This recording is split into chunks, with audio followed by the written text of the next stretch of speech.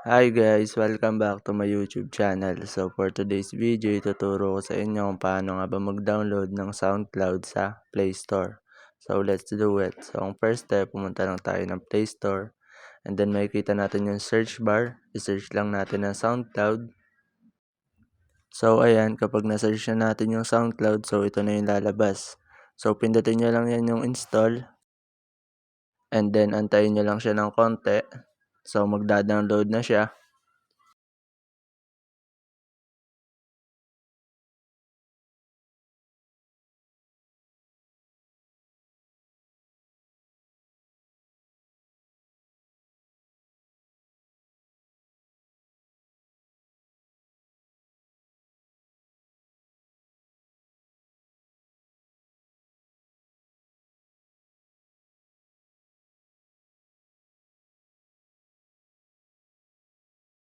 So ayan, installing na siya. So kapag tapos na siya mag-download, so pwede nyo na siyang i-open.